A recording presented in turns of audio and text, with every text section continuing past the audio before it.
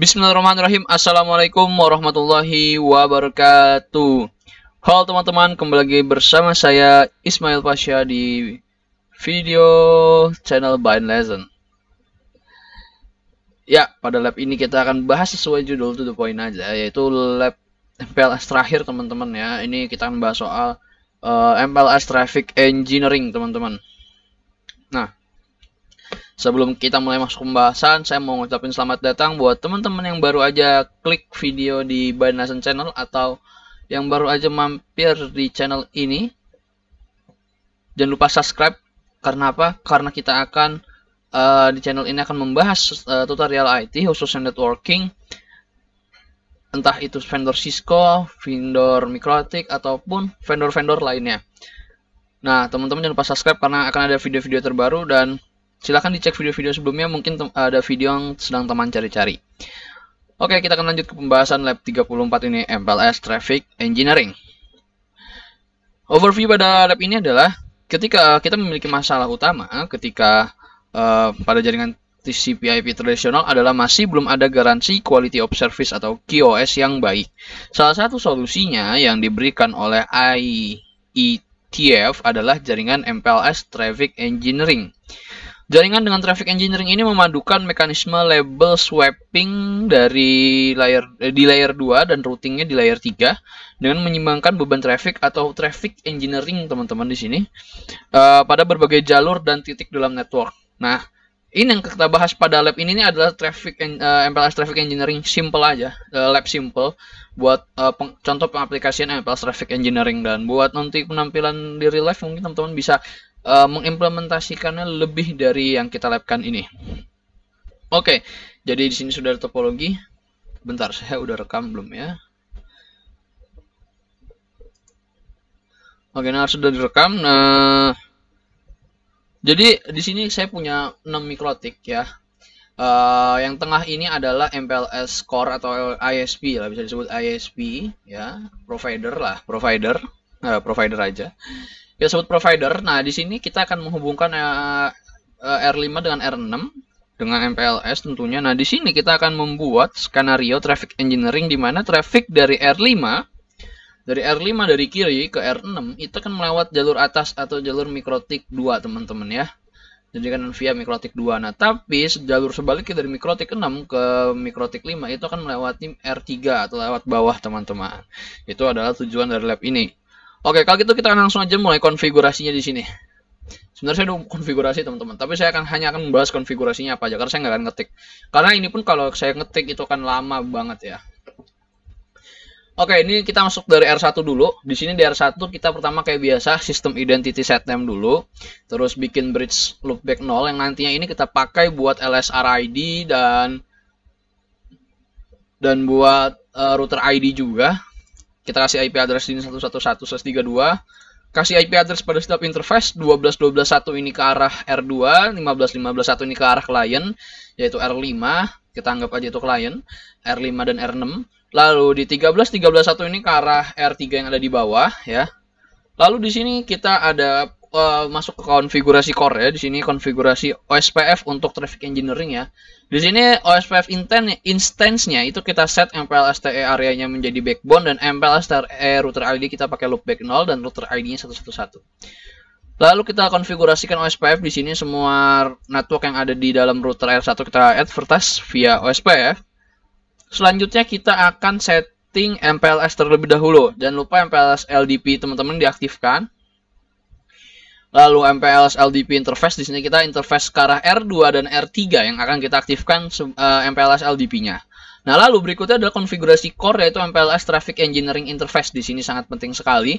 MPLS Traffic Engineering Interface di add bandwidth 5 Mbps, interface Ether 2 dan Ether 4, di mana interface tersebut menjalankan MPLS. Oke. Nah, berikutnya kita akan membuat jalur atau path untuk tunnel traffic engineering sini. Di sini untuk jalur utama kita akan menggunakan static tunnel yang akan, kalau dari R1 yang artinya buat berangkat ya, buat dari R5 ke R6 itu berarti akan lewat atas ya. Yaitu kita akan beri nama R1, R2, R4 ya. Nanti jalur secondary baliknya jalur cadangan itu bebas, kita bikin aja dynamic di sini. Nah, di sini kita bikin static tunnel MPLS Traffic Engineering Tunnel Path, add name-nya tunnel R1, R2, R4 biar teman-teman nggak bingung. Nah, lalu di sini hopsnya saya salah.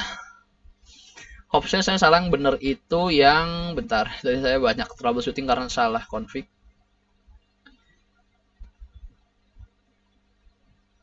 Oke, kita langsung lihat di export aja deh. Saya udah export kok. Nah, kita di sini di exportnya tadi mana? Kita mau bahas yang ini.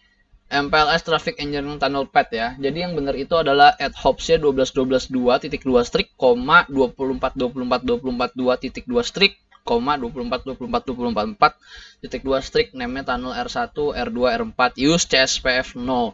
Nah, setelah itu teman-teman habis konfigurasi path tunnel ya, teman-teman buat interface tunnel TE-nya dengan memasukkan parameter tunnel path yang tadi kita udah bikin tuh.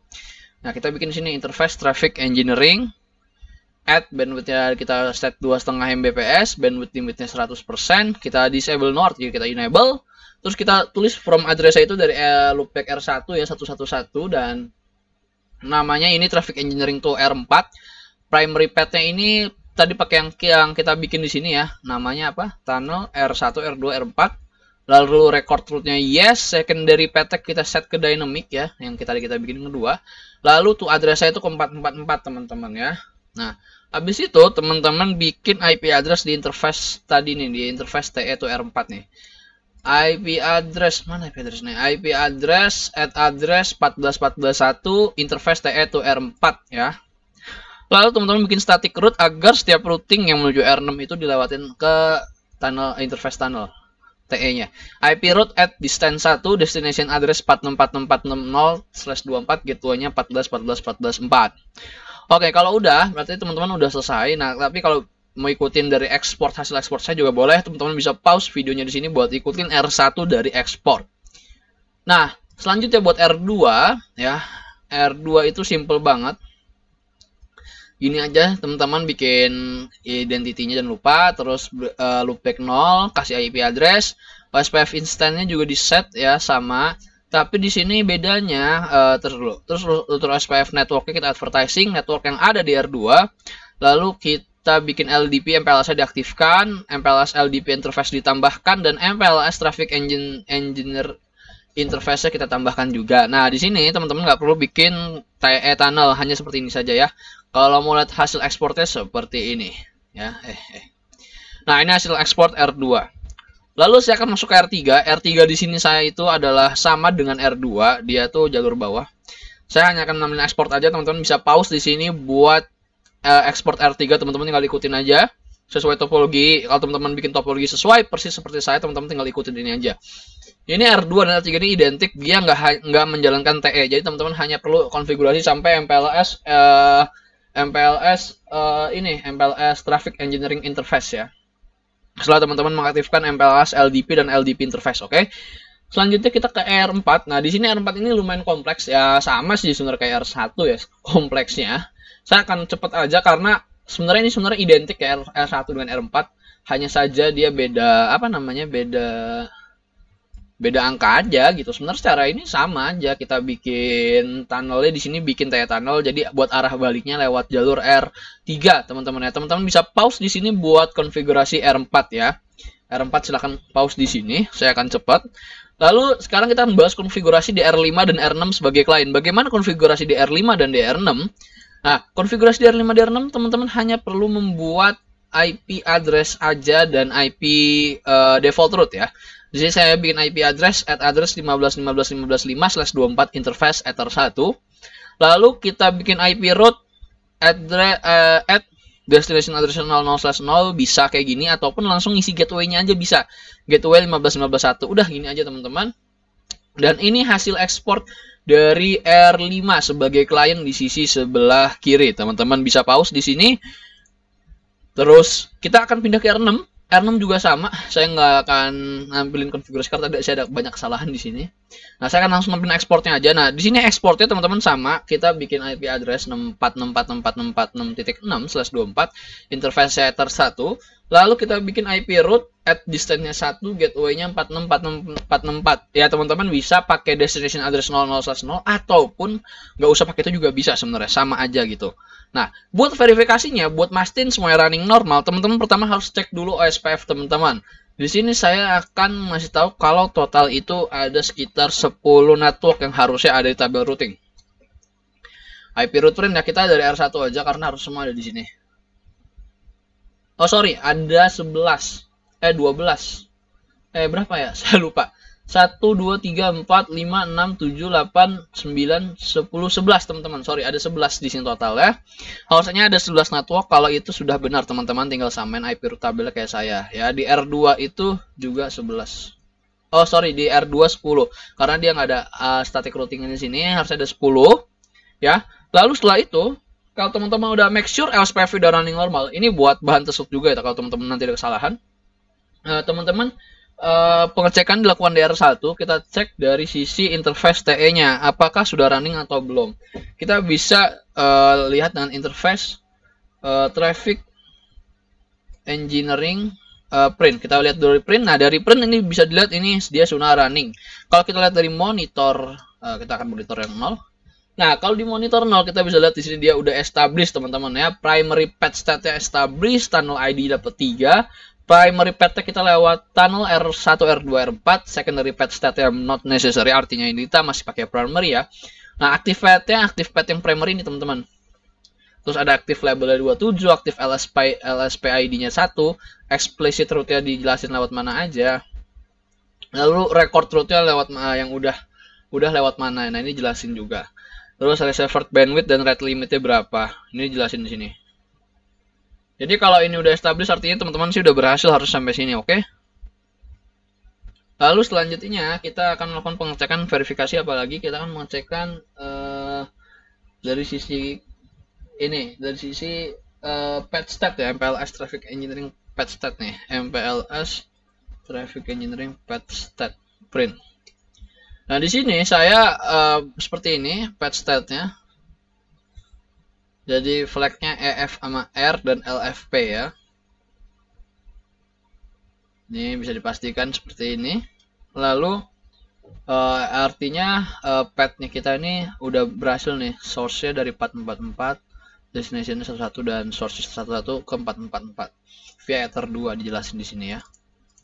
Lalu teman-teman bisa juga ngeprint MPLS Traffic Engineering Reserved reserved state ya, reserved state ya. Di sini sudah ada label 27 ya, dipakai buat traffic engineering dari 11 ke 444 via Ether 2. Nah, sekarang teman-teman kita bisa mengecekkan akun dari sisi klien ya. Nah, dari sisi klien saya tadi udah ngecek. Kita akan trace route dari R5 ke 44446.6 teman-teman, kita lihat trace route. Nah, kalau trace route-nya harus hasil seperti itu teman-teman. Bisa dilihat di sini dia masuk ke 12.12.2 itu pakai MPLS ya, dan keluar di ujung di 14.14.4 baru pindah ke 4646. Nah, lalu kalau kita cek juga dari R5 ke R6 sebalik ya. Ini kan 12.12 sorry. Ada topologinya. 12.12 itu artinya udah bener ya teman-teman, lewat sini nih. 12.12.2 artinya dia udah lewat sini nih, udah bener ya kan. Nah, sekarang kita akan cek dari R6 ke R5 udah bener belum. Aduh, mana nih, kita tool trace route dulu. Tool trace route 15 5. Nah, dari 15 juga udah nih, dia udah lewat 14.14.1 di MPLS labelnya label 23. Sorry, ini 34343. Artinya dia udah bener lewat 34343 itu lewat sini nih, Ether 2 Mikrotik 3. Oke. Artinya kalau udah seperti ini teman-teman sebenarnya udah berhasil ya. Udah berhasil lab traffic engineering ini. Teman-teman sudah berhasil membuat traffic teman-teman itu lewat yang satu buat ke R6 dari R5 itu lewat jalur atas, dan baliknya dari R6 ke R5 itu bisa lewat bawah. Nah, sekarang kita akan mencoba fungsi failover, karena tadi kita kan punya secondary path ya. Kita akan coba fungsi failover. Jujur saya belum nyoba juga, lupa tadi. baru kepikiran sekarang.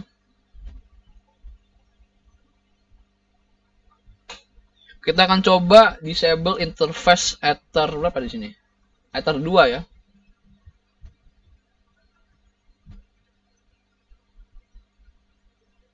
Di R2 nih misalnya interface-nya down gitu ya. Interface disable 0 misalnya. Ya kan, kita cek lagi nih di sini nih. Traffic monitor. Masih belum ke-detect down. Kita tunggu. Active path-nya masih yang utama. Oke, tersatunya udah mati di sini. Oke teman-teman, jadi saya ada sedikit update di sini dan ternyata setelah ditunggu sekitar 5 menit 10 menitan dia baru bisa establish lagi di sini ya. Traffic engineering-nya udah pindah jalurnya ke active path-nya lewat dynamic, yaitu lewat bawah lewat R3. Kalau kita threshold dia lewat 13.13.3, artinya dia sudah lewat bawah. Nah, artinya flyover sudah berhasil dan kita hanya perlu bersabar menunggu ketika linknya akan berubah. Oke teman-teman. Oke gitu ya teman-teman buat tutorial kali ini. Jangan lupa kalau mau tanya silahkan di kolom komentar, dan lupa tinggalin like, komen, dan share, dan subscribe juga channel saya.